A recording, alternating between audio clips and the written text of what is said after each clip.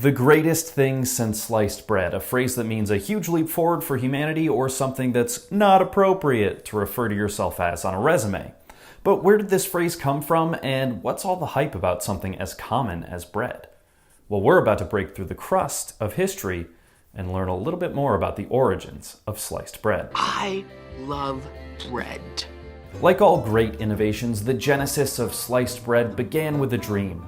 Otto Frederick Roeder, a jeweler from Iowa with a degree in optometry, had a vision of a brighter future, a future without uneven slices of bread, an egalitarian future where all slices of bread were homogeneous and could easily fit in the pop-up toaster, which was invented in the 1920s. As early as 1912, Roeder began thinking of an automatic bread slicer that would revolutionize the baking industry.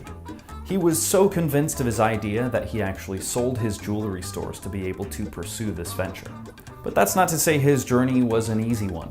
In 1917, the factory that would have made the first automatic bread slicer was destroyed in a fire alongside his prototypes and blueprints.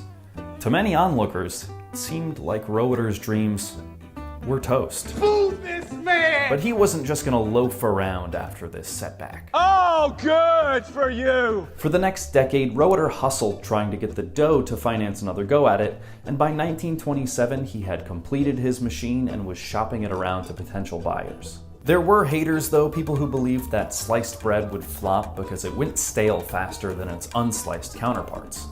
Regardless, Frank Bench, owner of the Chillicothe Baking Company in Missouri, believed in the idea and was the first to introduce the world to sliced bread on July 7, 1928. An advertisement released the day before in the local newspaper declared, quote, "Well experience the thrill of pleasure with each slice the exact counterpart as its fellows."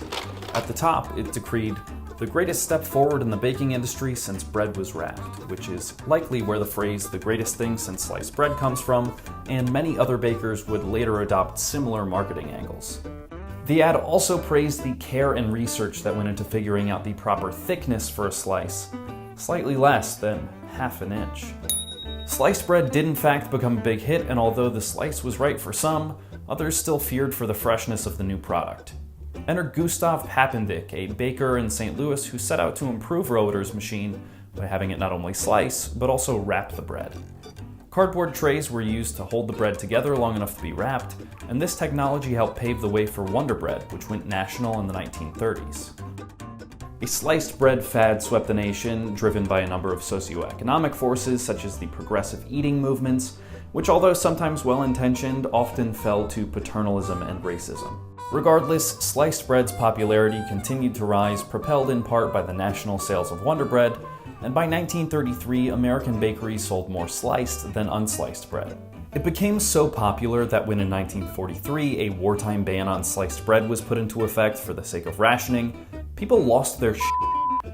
Public outcry against the ban was so great that the government rescinded it only 2 months after it went into effect. The origins of sliced bread would have been lost had it not been for the efforts of Kathy Storts Ripley, a journalist from Missouri who uncovered the story while combing through microfilm at the local library.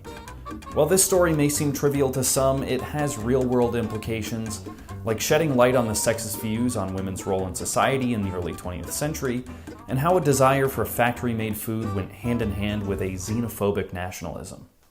There is always something to be learned from the past, and journalists are a cornerstone in maintaining our history, and, in some cases, trying to prevent us from repeating it. Well, that's all I gotta say about that. Thanks so much for suffering through this video. If you liked it, feel free to subscribe to the channel, and check out the sources in the description below for further reading.